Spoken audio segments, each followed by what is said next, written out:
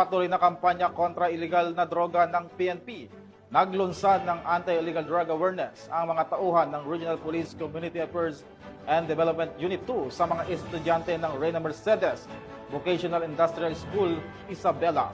Ang buong detalye hatid ni Patrolwoman Wendy Singson.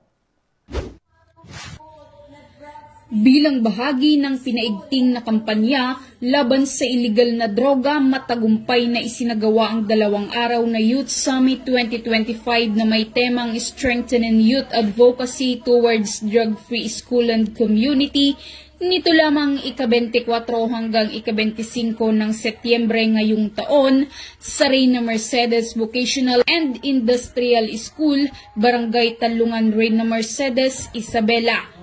Pinangunahan ito ng Reyna Mercedes Police Station sa pamumuno ni Police Major Charles B. Carino, Chief of Police, at Regional Police Community Affairs and Development Unit 2 sa pamumuno ni Police Captain Ruby Ann J. Versida, OICRP Kadutu, katuwang ang pamunuan ng RMVs sa pangunguna ni Mrs. May Rani Christine A. Sipagan, School Principal 2. Umabot naman sa 1,200 na mag-aaral mula junior at senior high school ang nakibahagi sa nasabing programa.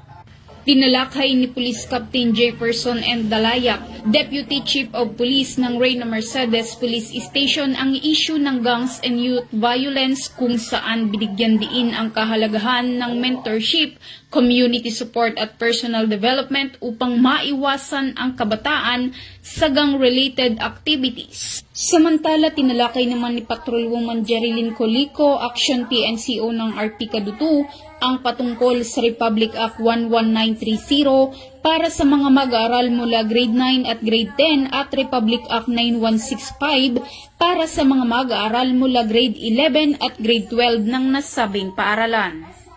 Mahalaga po ito sa ating mga kabataan kasi dahil alam naman po natin na napakaraming involved na ngayon sa mga violence nakikita natin sa mga news.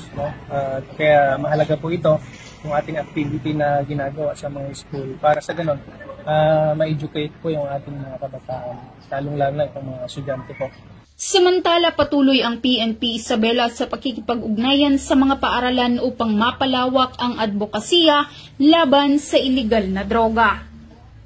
Mula dito sa lalawigan ng Isabela, ako ang inyong Police News Network Correspondent, Patrolwoman Wendy Singson, alagad ng batas, tagataguyod ng Balitang Pulis.